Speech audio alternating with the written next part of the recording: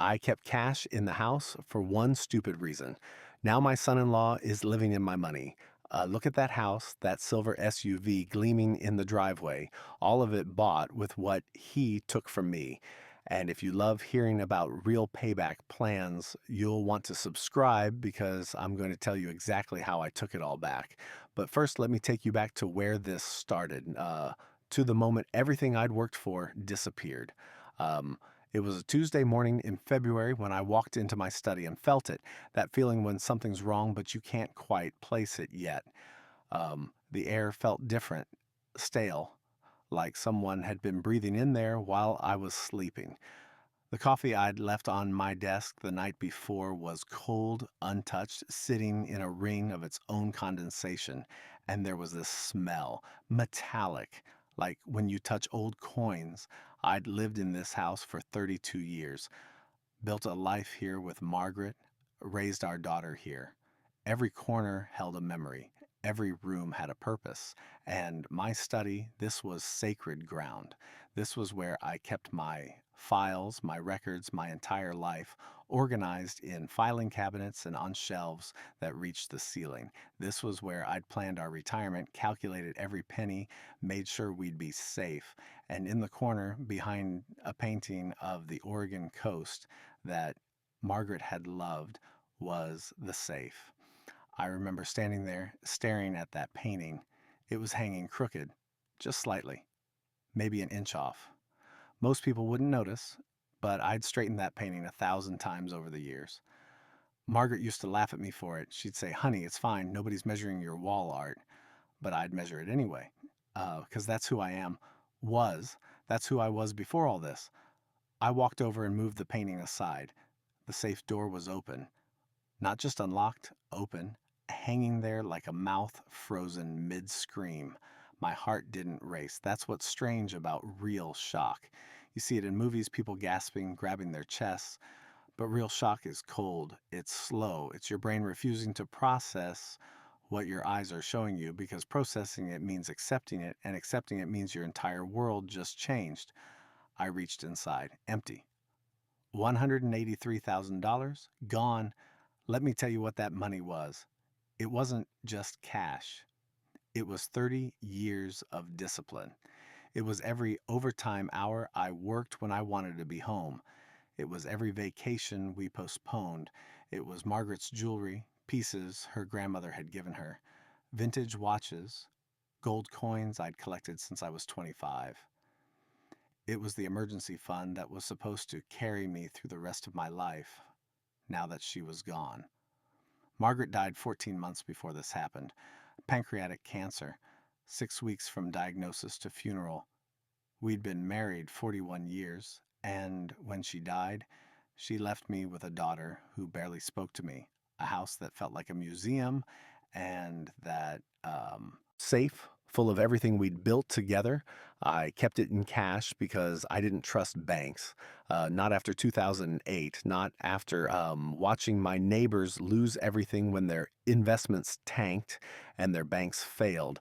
I kept it physical, tangible, real. I could open that safe and touch it and know it was there. Know that no market crash, no computer glitch, no bank holiday could take it from me.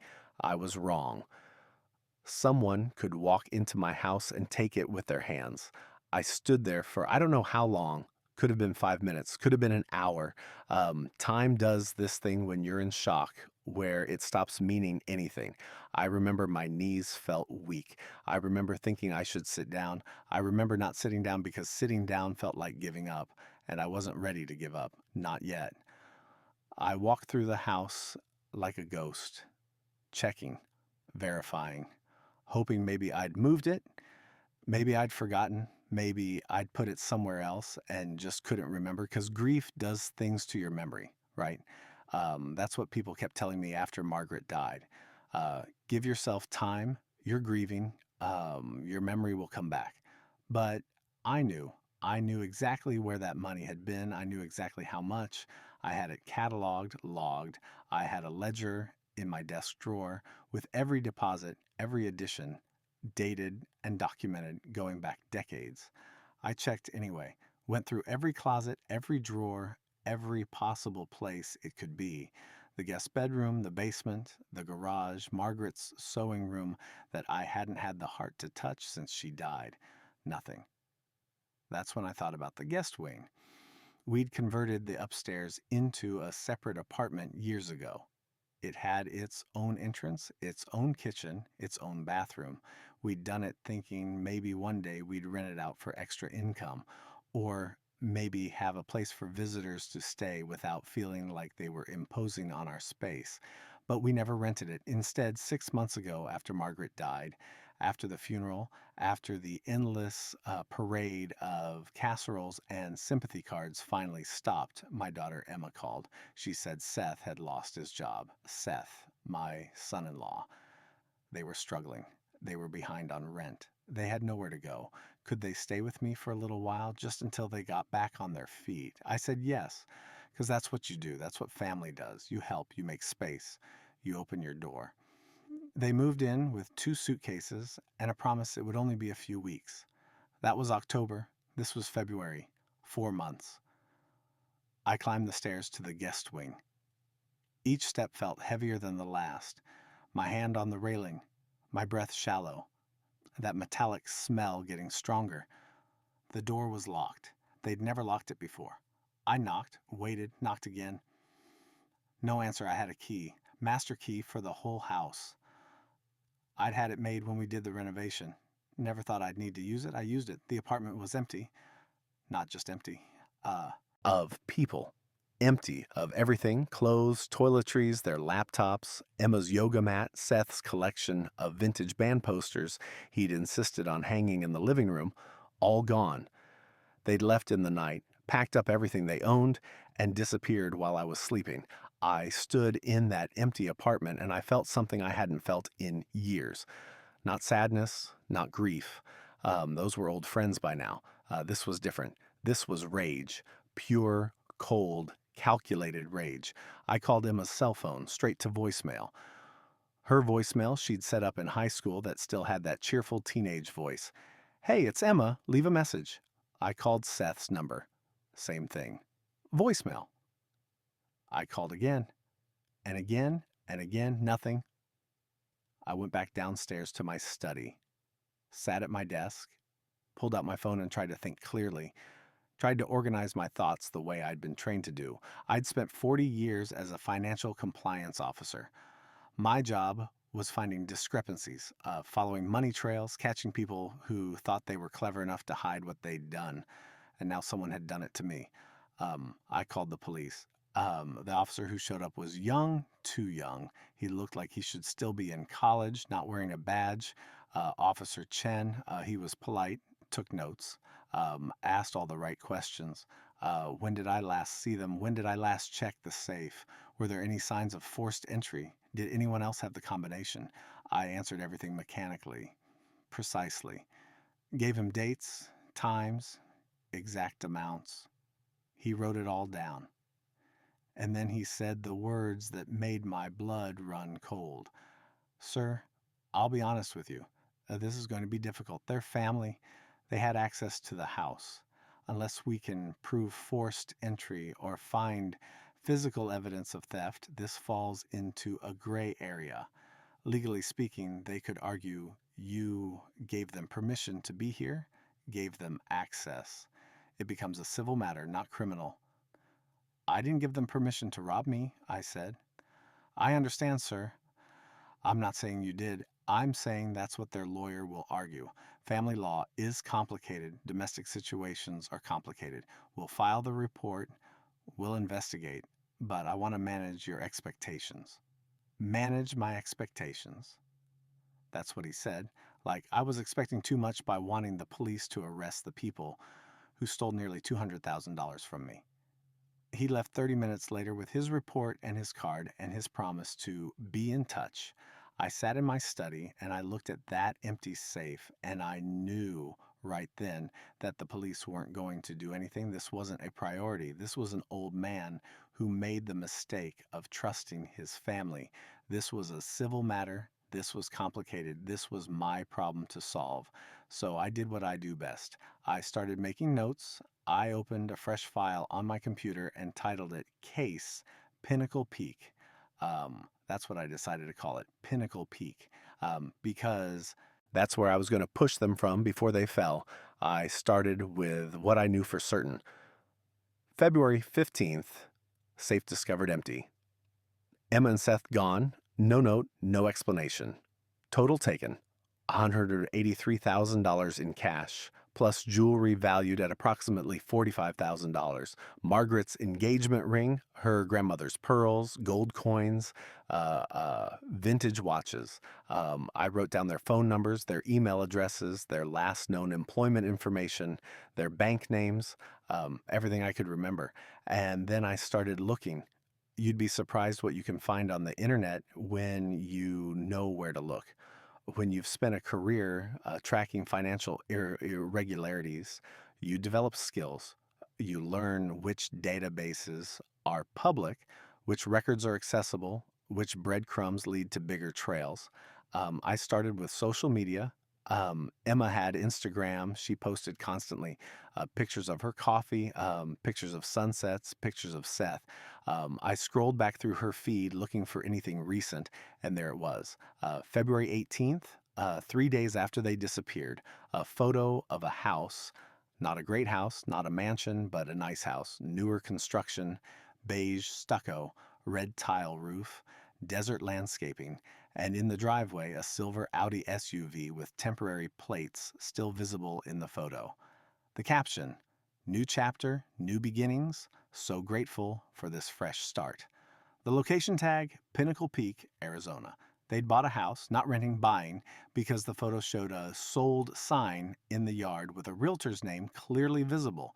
They'd taken my money and bought a house with it.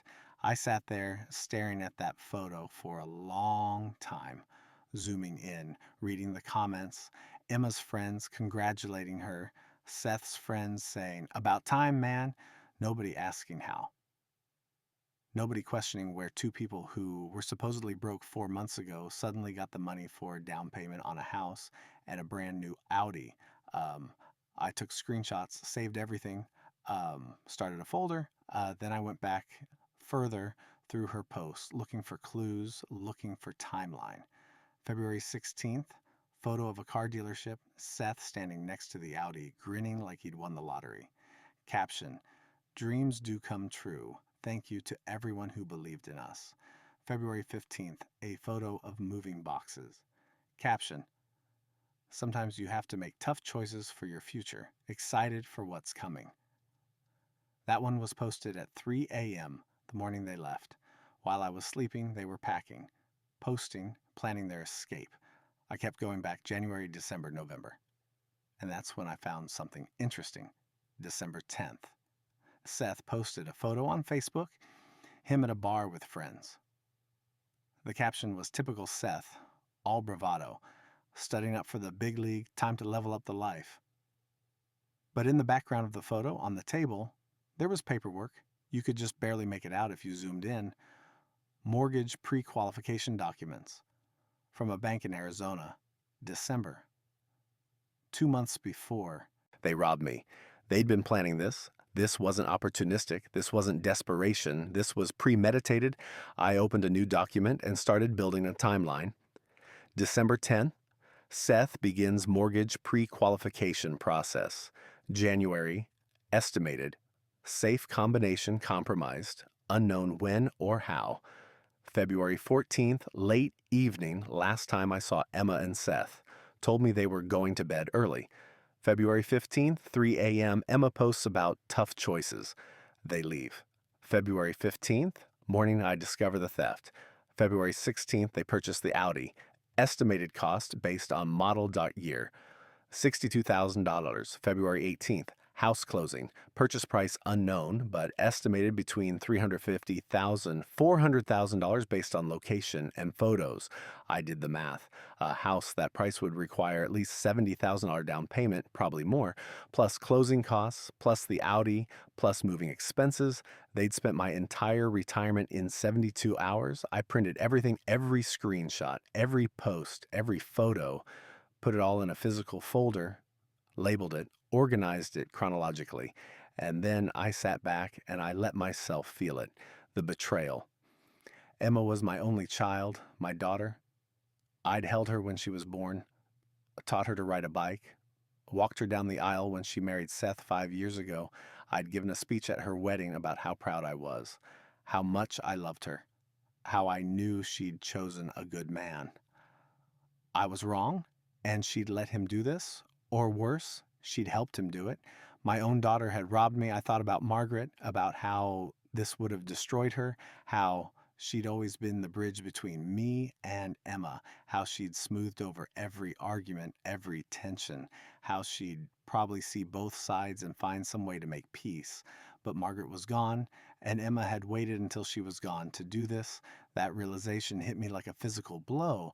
They'd waited for Margaret to die. They'd waited until I was alone, vulnerable, grieving, and then they'd moved in, gained my trust, learned the layout of the house, figured out where I kept everything, and they'd taken it all. I closed the folder, put it in my desk drawer, locked it. I'd spent 40 years investigating financial crimes. I'd tracked embezzlers who stole millions. I'd built cases that put people in federal prison. I'd followed money through shell corporations and offshore accounts and cryptocurrency wallets. And I just spent 3 hours building a preliminary case against my own daughter. The next morning, I did something I hadn't done in the 14 months since Margaret died. I shaved, I put on a suit, I made coffee in the good coffee maker, not the cheap one. I organized my desk, I opened my laptop and created a new folder structure: case files, evidence, research, legal, financial. I was going to treat this like any other investigation. No, that's not true. Um, I was going to treat this better than any other investigation, because this wasn't just money. This was personal. This was my life. This was everything Margaret and I built, everything we sacrificed for, everything we left behind, and I was going to get it back. But I needed help. I needed professionals. I needed people who knew how to navigate the gray areas Officer Chen had talked about. People who understood that sometimes the law isn't about justice, it's about leverage. I started making calls. The first person I called was a records attorney I'd worked with years ago. Not a friend exactly, but someone I respected, someone who understood how to dig. Her name was Patricia Simmons. She'd helped me with a case back in 2012 involving hidden assets. She was thorough, ruthless when she needed to be, and expensive. Patricia, it's Robert. Robert Hendricks. We worked together on the Morrison case. Robert, my God, it's been years. How are you? I heard about Margaret. I'm so sorry. Thank you. I'm calling because I need help. I told her everything, the whole story. She listened without interrupting. When I finished, there was a long pause. Robert, I'm going to be straight with you. This is complicated, not legally complicated, morally complicated. This is your daughter. I know who it is. Do you? Because once we start this, there's no going back. You're not just fighting Seth, you're fighting Emma, too. You're potentially destroying whatever relationship you have left.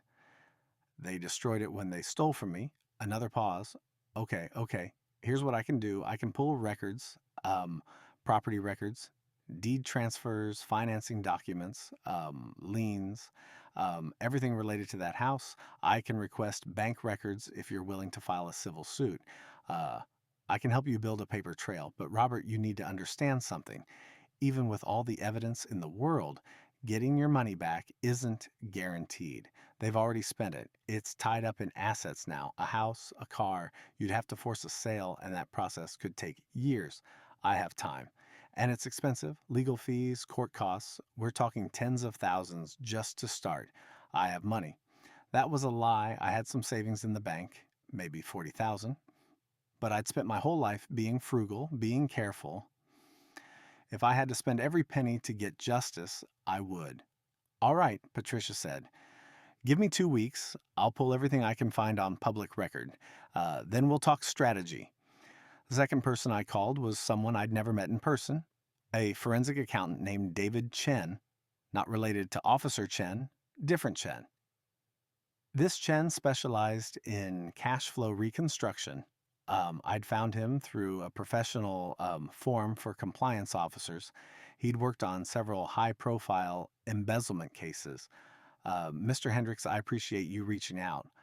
From what you've described, this is absolutely something I can help with. What we're going to do is build a complete financial picture.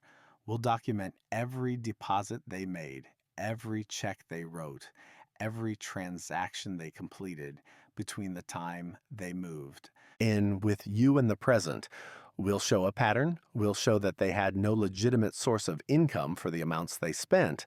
We'll show that the timing of their purchases corresponds exactly with when your money went missing. How long will that take? 4 to 6 weeks, maybe longer depending on how cooperative their banks are. We'll need subpoenas for most of it, which means we'll need Patricia's help. But I can start with public records immediately. Deed transfers are public. Vehicle registration is public. We can build a baseline. Do it. The third person I called was a title records specialist. Her name was Susan Nakamura. She worked with investors who bought distressed properties. I'd gotten her name from Patricia. Mr. Hendricks, let me explain how this works. When someone buys a property, that property becomes collateral. It has value, and that value can be leveraged. Now, you mentioned they just bought this house, which means they almost certainly have a mortgage, which means they owe money, and if they owe money, they're vulnerable. Vulnerable how? Tax liens, property liens, debt collection. See, when you have a debt secured by property, that property can be seized to satisfy the debt. And the beautiful thing about tax liens is they supersede almost everything else. They jump the line. You buy a tax lien, you become a priority creditor. I don't understand. They just bought the house. How would they have tax liens? They probably don't yet, but give them time. People who steal money aren't usually great at managing money. They'll miss payments, they'll overspend, and when they do, opportunities open up. In the meantime, we monitor, we watch, we wait. I'm not good at waiting. Then we create pressure. Small things, legal pressure. We file civil suits. We make sure they know someone's watching. We make their life complicated enough that they start making mistakes. And when they do, we're there. I liked her immediately. Over the next 2 weeks, I became obsessed. I woke up at 5 every morning and worked until midnight. I built spreadsheets, I created timelines, I organized every piece of evidence into categories: financial, chronological, testimonial, photographic. I drove to Pinnacle Peak, 523 miles, 9 hours. I left at 4 a.m. and arrived by early afternoon. I found the house from Emma's Instagram post. It wasn't hard. Small neighborhood, only a few streets. The house looked exactly like the photo: beige stucco, red tile, desert landscaping, and in the driveway, the silver Audi. I parked down the street and I watched. This is what it had come to: a father sitting in his car, watching his daughter's house like a stalker, like a criminal. But I wasn't the criminal here. I took photos, wide shots, close ups, the house number, the street sign, the car's license plate. I photographed everything. I watched for 2 hours. Nobody came out, nobody went in, just a quiet suburban house on a quiet suburban street.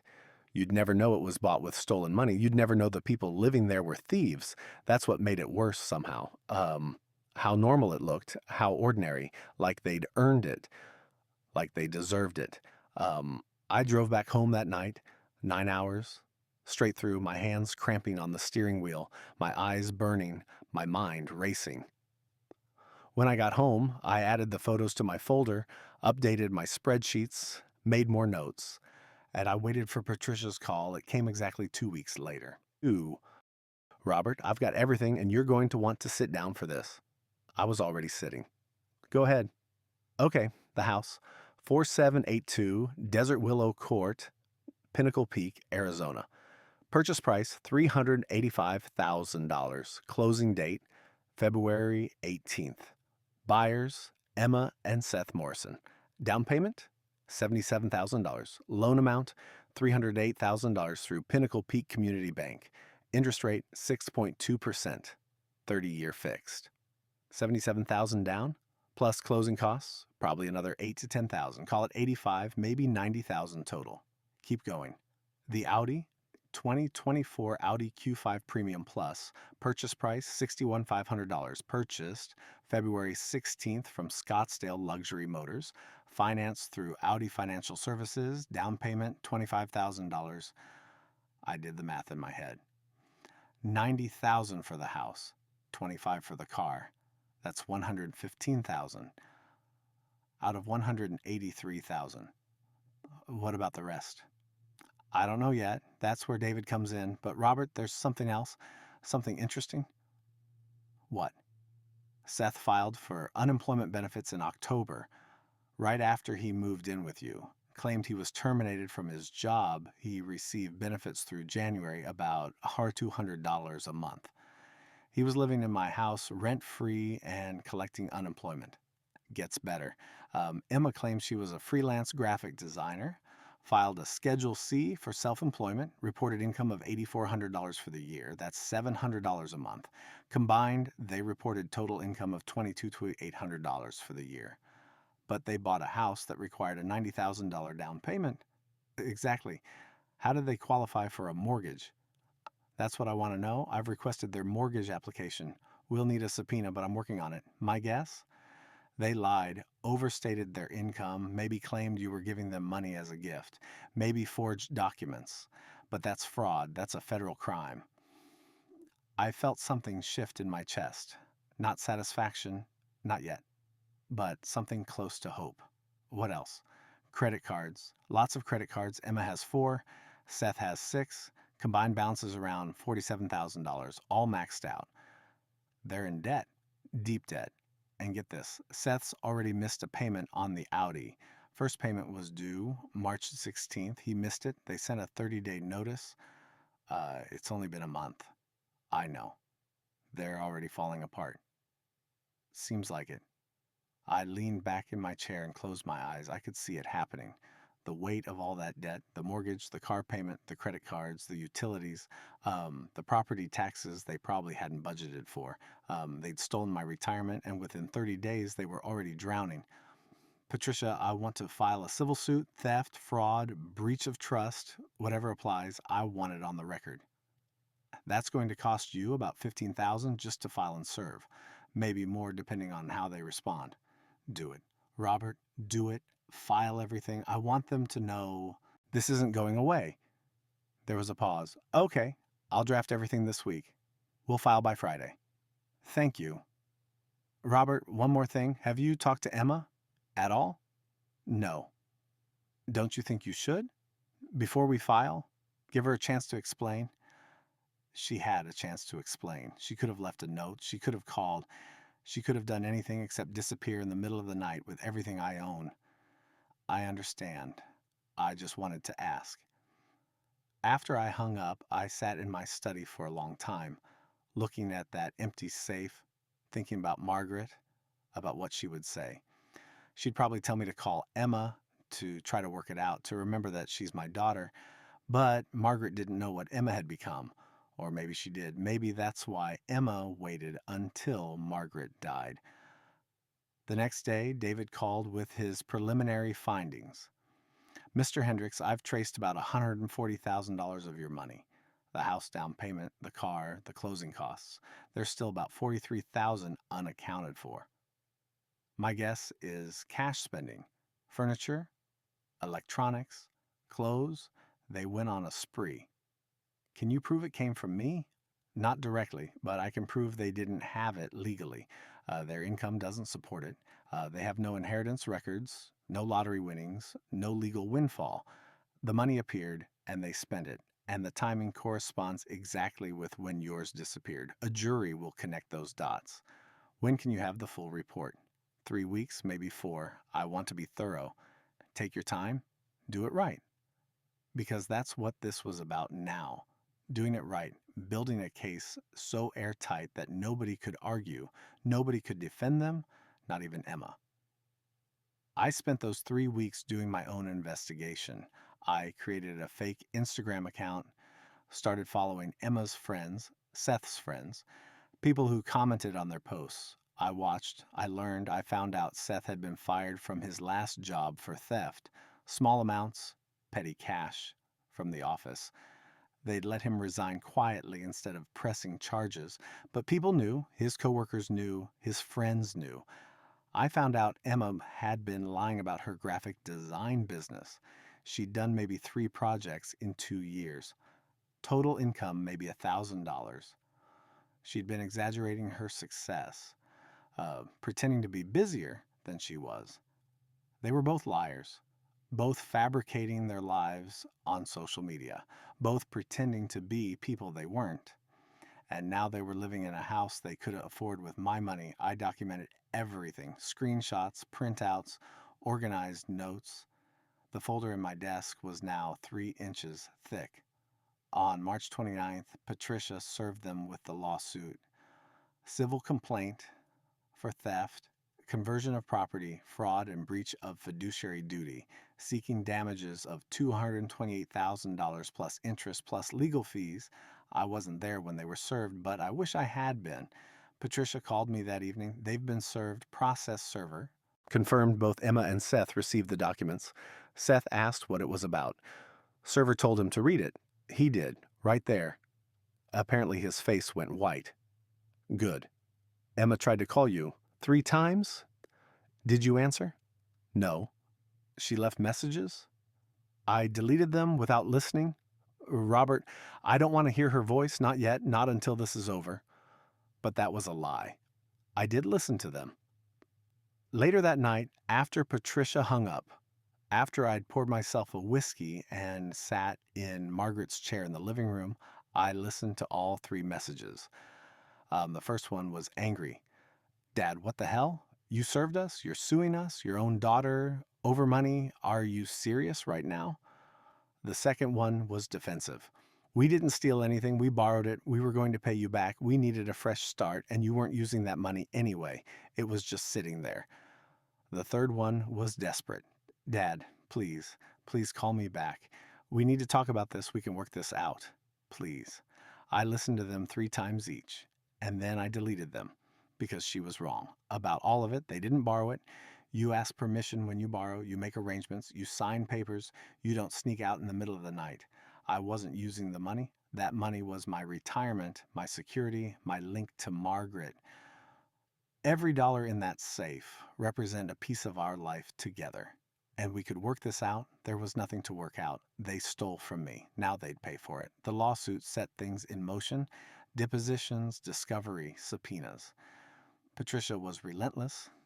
David was thorough. Susan, the title specialist, started monitoring their property for any signs of financial distress. And I waited. I'd been a patient man my whole life. Patience was a requirement in my job. You don't catch embezzlers by rushing. You watch, you document, you build your case brick by brick. So that's what I did. Every day I woke up and I worked on the case. I called Patricia. I reviewed David's reports. I added to my own documentation. I became consumed by it. It was all I thought about, all I cared about. Some people might call that obsession.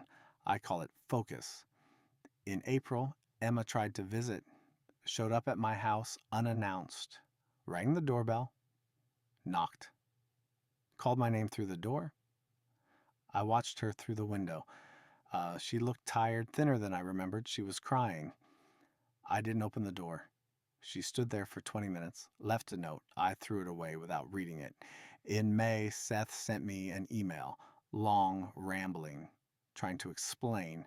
trying to justify, saying they were desperate, saying they saw an opportunity and took it, saying they panicked and ran, saying they were sorry. I forwarded it to Patricia without responding. "This is good," she said. "This is an admission." "Is it enough?" "It's a piece. We need more." In June, David completed his report. 47 pages, charts, graphs, timeline, complete. Financial reconstruction. He'd traced every dollar, every transaction, every discrepancy. "Mr. Hendricks, they're drowning. They've missed 2 more car payments. They're late on the mortgage. They've applied for 3 new credit cards and been denied for all 3. Their credit score has dropped 120 points. They're in crisis. How long before they foreclose on the house?" Most banks start foreclosure proceedings after 90 days of missed payments. They're at 60 days. 1 more missed payment and the bank will file. "What about the car?" "Audi will repossess after 90 days. They're at 75. "So we're close." "Very close." That's when Susan called with the news that changed everything. "Mr. Hendricks, Pinnacle Peak has a tax lien sale in 2 weeks. Small liens, mostly unpaid utility bills, property code violations, nothing major. But I was reviewing the list and guess whose name showed up?" "No." "Yes. Seth Morrison, unpaid homeowners association dues. They bought in a community with mandatory HOA, $2,400 annual dues. They missed the payment. HOA filed a lien. It's going to auction. For $2,400? For the lien amount, plus interest, plus penalties, probably around $2,700. And here's the beautiful part. In Arizona, tax liens have super priority status. We buy that lien, we become a secured creditor with rights to foreclose if it's not satisfied.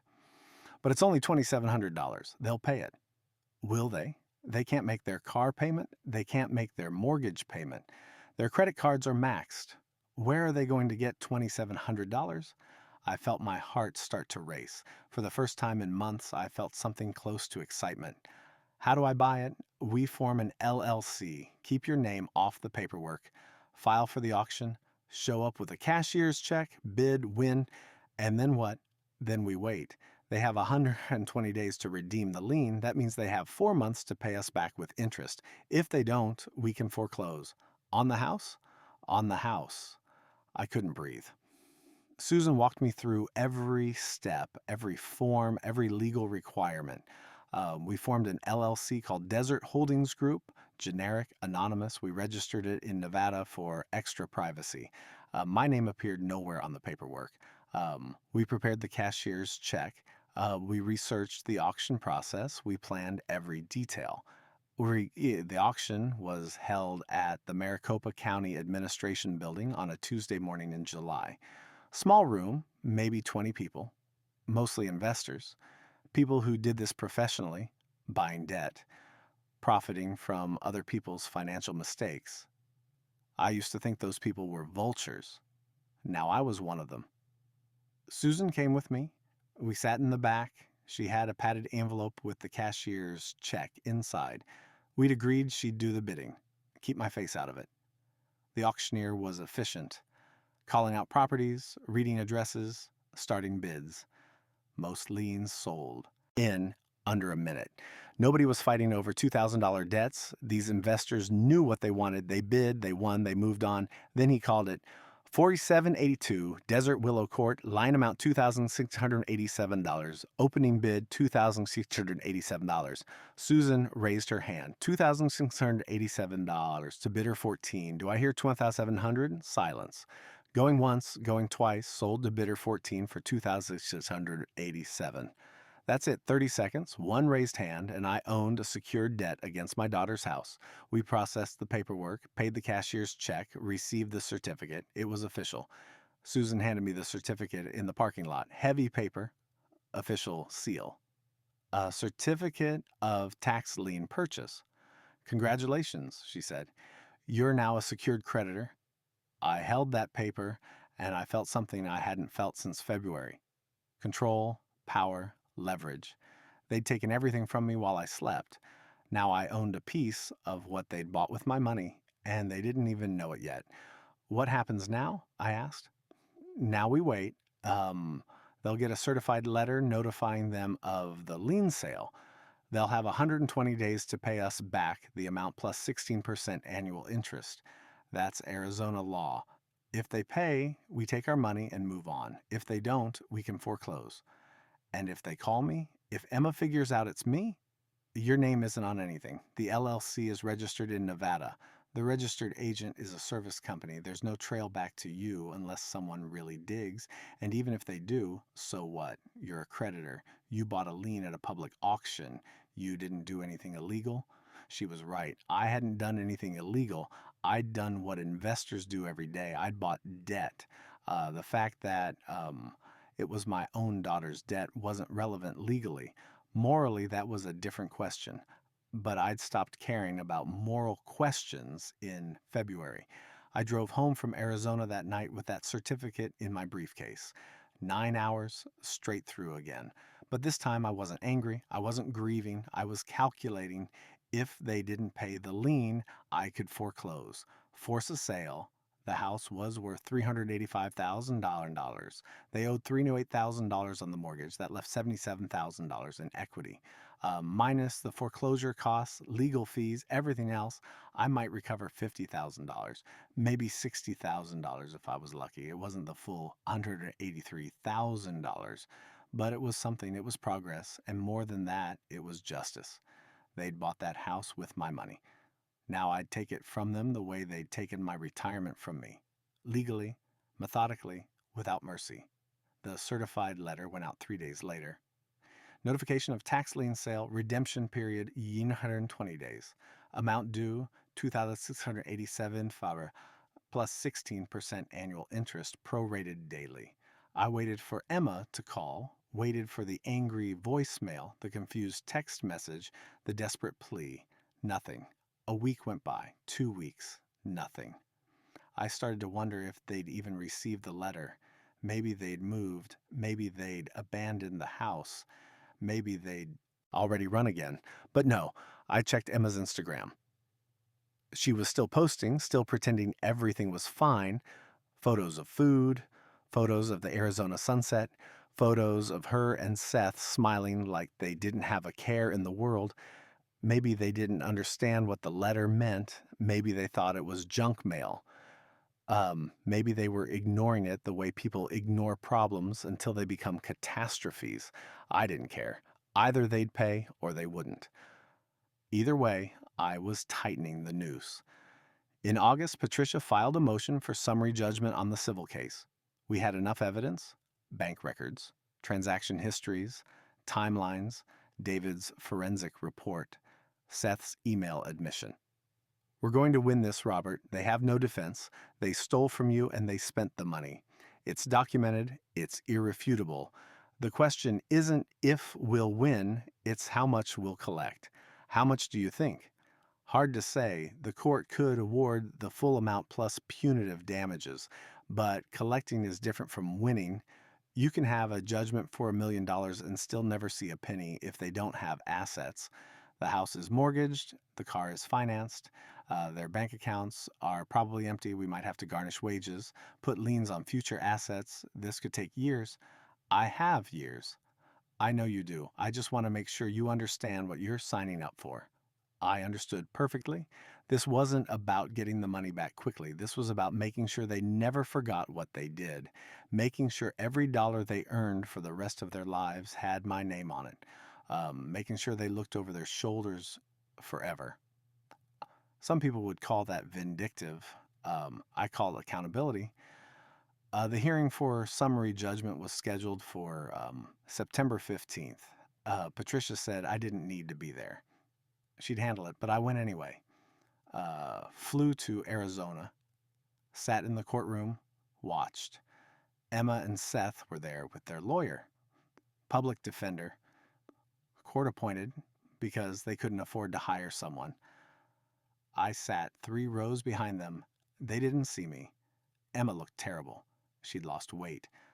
Her hair was pulled back in a messy ponytail, no makeup. She wore clothes I recognized from high school. Old jeans, a faded t-shirt. This wasn't the woman from the Instagram photos. This was someone breaking down. Seth looked angry, arms crossed, jaw clenched. He kept whispering aggressively to their lawyer. The lawyer kept shaking his head. Patricia presented our case. Methodical, precise. She walked the judge through the timeline, the evidence, the bank records. Seth's admission email. She spoke for 20 minutes without notes. Their lawyer tried to argue that it was a family matter, that I'd given them permission to stay in the house, that there was no written agreement about the safe, that this was a dispute between relatives, not a criminal matter. The judge didn't buy it. Counselor, your clients moved into the plaintiff's home, accessed a secured safe, removed $183,000 in cash and valuables, and left without permission. The plaintiff reported it to police the same day. Your clients then purchased a house and a vehicle with funds they cannot account for. The timeline is clear. The evidence is overwhelming. Unless you have something substantive to present, I'm prepared to rule. The lawyer tried to stall, asked for more time, said they were negotiating a settlement. The judge looked directly at Emma and Seth. Is that true? Are you negotiating a settlement with the plaintiff? Seth started to speak. Emma grabbed his arm, shook her head. No, Your Honor, their lawyer said quietly. Then I'm granting summary judgment for the plaintiff, $183,000 in compensatory damages plus $45,000 for the jewelry, $228,000 total, plus interest at the statutory rate from the date of the theft, plus legal fees and costs to be determined. Judgment will be entered today. The gavel came down. It was over in 45 minutes. I'd won. But I didn't feel victorious. I felt empty. Because winning a judgment and collecting on it are two different things. And I knew sitting there watching Emma cry quietly in the front row that I'd probably never see that money. But I had the lien. I had the 120-day clock ticking. I had leverage. I left the courtroom before they could see me. Went back to my hotel. Called Patricia. We won, I said. I know. I'm filing the paperwork now. We'll have the official judgment in a few days. Then we can start collection proceedings. What about the lien? That's separate. Different process. The lien has priority because it's secured. The judgment is unsecured. If we foreclose on the lien and force a sale, the lien gets paid first, then the mortgage, then unsecured creditors. You probably won't collect much from the judgment, but the lien is good. How long until I can foreclose?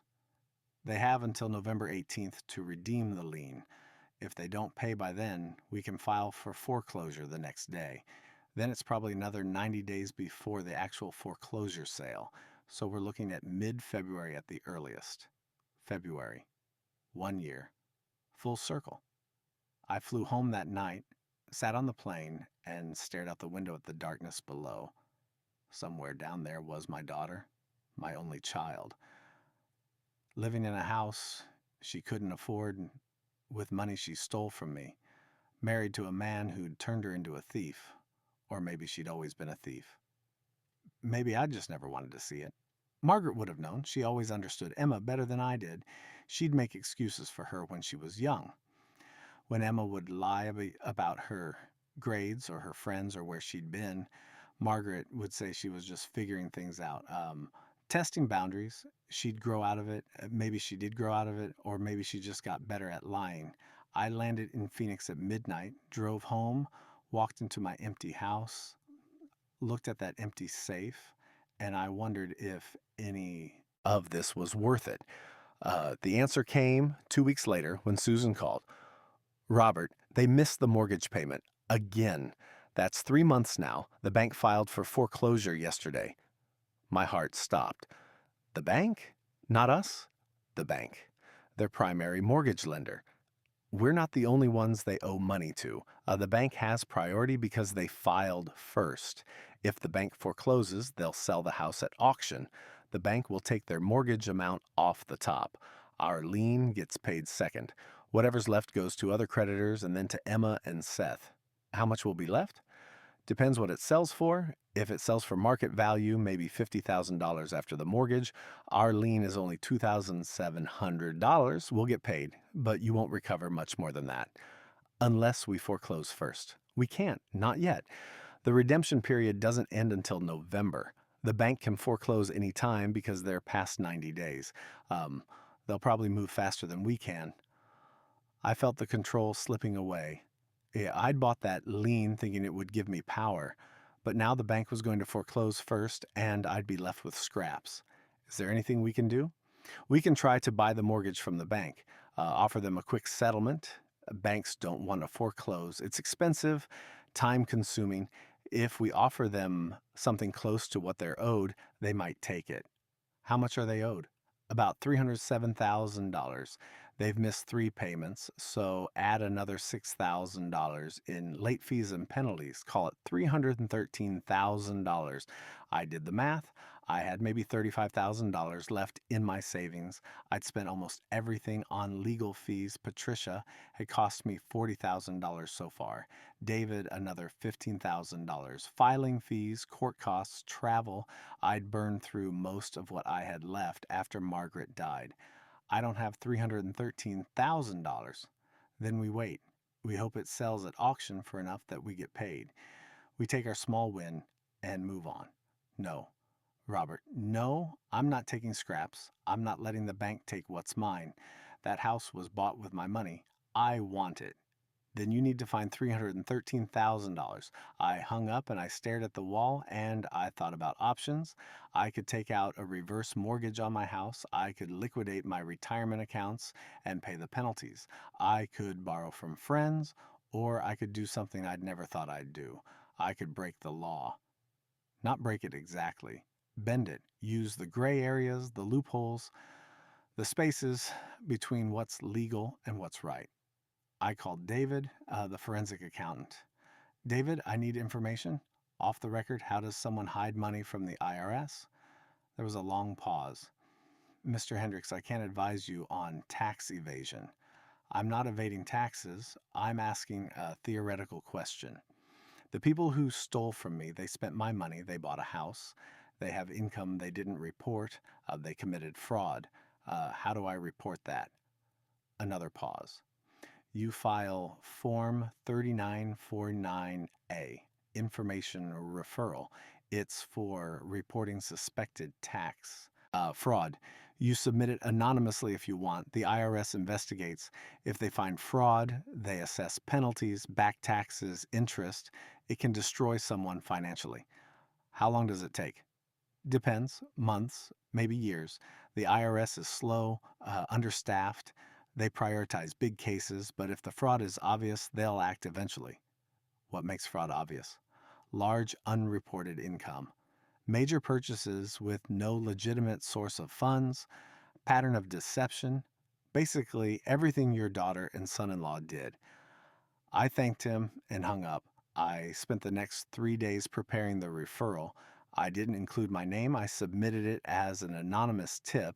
I attached documentation, David's forensic report, bank statements, property records, purchase agreements, everything that showed they'd spent $150,000 in cash in 1 month while reporting annual income of $22,800. I submitted it electronically, got a confirmation number, a message that said it could take 6 to 18 months to process. I didn't have 18 months, but I had something else. I had pressure. Because even if the IRS took years to act, Emma and Seth would get a letter, a notification that they were being audited, a demand for documentation, a request for them to explain where the money came from, and that pressure might break them. It was September. The foreclosure deadline from the bank was December 1st. The lien redemption deadline was November 18th. I had 2.5 months. I decided to apply more pressure, different kind, psychological. I created a new email address, generic, untraceable. I sent Seth a message. I know what you did. I know where the money came from. I'm coming for you. Short, vague, threatening, not specific enough to be illegal, just enough to make him paranoid. I sent another one the next day. Your time is running out. and another one 3 days later. Everyone knows, everyone sees. I watched Emma's Instagram. The posts became less frequent. The captions became darker. Sometimes life gets overwhelming. Grateful for the people who stand by us in hard times. Not everything is as it seems. She was cracking. In October, Patricia called with news. Emma reached out to my office. She wants to negotiate a settlement. No. Robert, hear me out. She's offering $50,000. She says she can borrow it from her mother-in-law. She'll pay it over 2 years. Monthly payments? We can put a lien on the house to secure it. The house they're about to lose? She says they're working with the bank, trying to do a loan modification, catch up on payments. She says if we settle now, we can all move forward. Tell her no. Robert, $50,000 is real money. It's not everything, but it's something, and it's guaranteed. If we foreclose, if the bank forecloses, you might get less than that after all the costs and fees. I don't want $50,000. I want everything. I want them to lose it all the way I lost it all. That's not. Tell her no. No settlement, no negotiation, no mercy. Patricia was quiet for a long time. Okay, I'll tell her. The thing about revenge is that it stops being about the money pretty quickly. It becomes about the principle, the message, the lesson. I wanted Emma and Seth to understand that actions have consequences, that you can't steal from someone and expect to walk away, that betrayal has a price, and I wanted that price to be everything. November came. The redemption deadline for the lien was 18 days away. The bank's foreclosure was set for December 1st. I'd run out of time to buy the mortgage. I'd run out of money to do anything except wait. So I waited. I woke up every morning and checked my email for news from Susan or Patricia. I checked Emma's Instagram. I drove by my house and looked at that empty safe, and I thought about everything that had led to this moment. 41 years of marriage, 14 months of grief, 8 months of investigation, hundreds of hours of work, tens of thousands of dollars in legal fees, all leading to this. November 18th arrived, the lien redemption deadline. I sat at my desk all day, phone in hand, waiting for Susan to call, waiting to hear if they'd paid. The call came at 4:37 p.m. Robert, they didn't pay. The redemption period has expired. We can file for foreclosure. I should have felt relief, victory, something. Instead, I felt tired. Do it, I said. I'll file the paperwork tomorrow. We'll need to publish notice, follow the legal process. We're looking at 90 days minimum before we can actually take possession. That puts us past the bank's foreclosure date. I know, but we have priority on the lien. If the bank sells the house, we get paid first after the mortgage. If we foreclose first, we control the sale. I'll file an emergency motion to accelerate our timeline. Argue that we have priority as a tax lien holder. Might work, might not. Try. She tried. The judge denied the emergency motion, said the bank had filed first. Bank's foreclosure would proceed. Our lien would be satisfied from the proceeds. I'd lost control again. The bank was going to foreclose. The house was going to auction. I'd get my $2,700 plus interest, maybe a few thousand more, but not the house, not the satisfaction of taking it from them myself, unless I could outbid everyone at the auction. The foreclosure sale was set for December 15th. Courthouse steps. Cash or cashier's check only. Minimum bid $310,000 to cover the mortgage. I didn't have $310,000. I had $33,000 in my savings account. I had my house worth maybe $280,000, but I'd never sell it. It was the house Margaret and I built our life in. I had retirement accounts I couldn't touch without massive penalties. I had nothing. Or did I? I thought about something Susan had mentioned weeks ago. She'd said tax liens could be sold, traded. Investors bought and sold them all the time. I owned a lien on Emma's house. That lien had value. Maybe I could leverage it. I called a private lender I'd heard about through Susan, hard money lender, terrible terms, but fast cash. Mr. Hendricks, I can lend you $310,000 secured by both the tax lien and your personal residence. Interest rate is 12%. Loan term is 12 months. If you default, I take both properties. If I buy the house at auction, what happens? Then you own a house worth $385,000 with a $310,000 loan against it. You'll have $75,000 in equity. You can refinance with a traditional bank, pay me off, keep the profit. And if I can't refinance, then I foreclose on both properties and you lose everything. It was insane. Reckless. I'd be betting everything I had left on a foreclosure auction. If I won, I'd recover maybe $50,000 after paying off the loan and legal fees. If I lost, I'd lose my house, Margaret's house, everything. But I'd already lost everything that mattered. Margaret was gone. Emma had betrayed me. My retirement was gone. What did I have left to lose except a building? I'll take the loan. The paperwork took a week. Background checks, appraisals, title searches. I signed documents I barely read. Put my house up as collateral.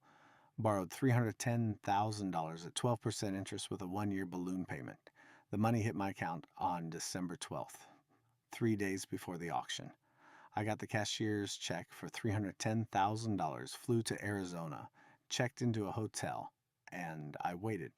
December 15th was cold. Arizona doesn't get cold often, but it was cold that day. Wind coming down from the mountains. Gray sky. I wore my suit, the same suit I'd worn to Margaret's funeral. It felt appropriate somehow. The auction was at noon on the courthouse steps. Maybe 40 people showed up, investors, bargain hunters, real estate agents, and me. Emma and Seth were there too, standing off to the side.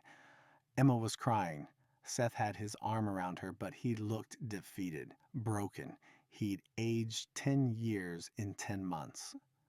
They didn't see me. I stood in the back, hat pulled low, hands in my pockets, just another investor looking for a deal. The auctioneer started, explained the rules, opened bidding, started at $310,000 to cover the mortgage. 3 people raised their hands, professional investors who'd done their research, knew the house was worth more. $310,000. Do I hear $315,000? A hand went up. $315,000. $320,000. Another hand. $320,000. I watched Emma. She'd turned away, couldn't watch. Seth was staring at the ground. $325,000. Silence. Going once at $320,000. I raised my hand. $330,000. The auctioneer looked at me, nodded. $330,000 to the gentleman in back. Do I hear $335,000? The other bidders looked at me, sized me up. One of them raised his hand. $335,000. I raised mine immediately. $345,000. The auctioneer paused. $345,000. That's a significant jump. Do I hear $350,000? Silence. The other bidders shook their heads. Too rich for them. They'd done the math. At $345,000, there wasn't enough profit margin. $345,000 going once, going twice. Emma turned around, looked at the crowd, looking for who was buying her house. Our eyes met. I saw the recognition, saw her face go from confusion to shock to horror. Dad? The auctioneer's gavel came down. Sold for $345,000 to bidder 23. I walked forward, presented my cashier's check, signed the papers. The whole thing took 10 minutes. Emma tried to approach me. I turned away, walked to my car, got in, drove away. I didn't look back. The house was mine, legally, officially, bought at public auction. I owned the property where my daughter had been living, the property bought with my stolen money. But I didn't feel victorious. I felt hollow. I stayed in Arizona for a week, had to finalize paperwork, transfer utilities, change locks. The house was technically mine, but Emma and Seth had 30 days to vacate. That was the law, 30 days notice. I went to the house on day 31. They were gone, moved out in the night again. Same as they'd done to me. Disappeared without a word, but this time they'd left something behind. Furniture, cheap furniture they'd bought to fill the house, a couch, a dining table, kitchen supplies, They'd taken their personal items but left everything else. Like they'd given up, like they couldn't even be bothered to pack. I walked through the empty house. 4 bedrooms, 3 bathrooms, open floor plan, nice kitchen, desert landscaping visible through the windows. This was someone's dream house. It was bought with my retirement. I stood in the master bedroom and I looked at the space where their bed had been, indentations in the carpet, and I felt something break inside me. What had I done? I'd won. I'd gotten the house. I'd made them lose everything. I'd gotten my revenge, but I'd lost my daughter, maybe forever. I sat down on the floor in that empty bedroom and I cried for the first time since Margaret's funeral, because winning didn't feel like winning. It felt like losing everything twice. I listed the house for sale 2 weeks later. Couldn't keep it. Couldn't afford the payments on the hard money loan. Couldn't stand the sight of it. It sold in 3 days. Cash offer, $382,000. After paying off the $310,000 loan, after real estate commissions and fees and closing costs of roughly $24,000, I cleared $48,000. Combined with the civil judgment that I'd never collect, the legal fees I'd paid, the costs of investigation and travel and time, I was down about $110,000 from what they'd stolen. I'd spent 10 months destroying my daughter's life to recover $48,000 of my $183,000 retirement. The math didn't work. The revenge didn't work. Nothing worked. I flew home with that check in my pocket and I put it in the bank and I sat in my house and I looked at that empty safe and I wondered if Margaret would have forgiven me for what I'd done. I don't think she would have. In January, Patricia called. Robert, Emma wants to talk to you. She called my office again. She's begging. She says she needs to speak with you. She says she's sorry. She says she'll do anything. Tell her I said no. Robert, I said no. We're done. File the paperwork to enforce the judgment, garnish whatever wages she has, put liens on anything she owns. I want every dollar I can get. That's going to cost you more in legal fees than you'll ever collect. I don't care, because that was the truth. I didn't care anymore. Not about the money, not about the house, not about anything except making sure Emma understood that betrayal has consequences, that you can't steal from your father and expect forgiveness. Patricia filed the paperwork, wage garnishment, asset seizure, the works. Emma had gotten a job, retail. $9 an hour, we garnished 25% of her wages. She was making maybe $1,200 a month. We took $300. It would take 63 years to pay off the judgment at that rate. I didn't care. Seth declared bankruptcy. Chapter 7. Wiped out everything except the judgment I had against him. Judgments from fraud can't be discharged in bankruptcy. He'd be paying me for the rest of his life. Good. The IRS contacted them in February. Audit notice. They wanted 3 years of tax returns, bank statements, proof of income, explanation of assets purchased. The IRS moved surprisingly fast. The fraud was too blatant to ignore. Emma called Patricia's office in a panic, asked if I'd reported them. Patricia refused to confirm or deny.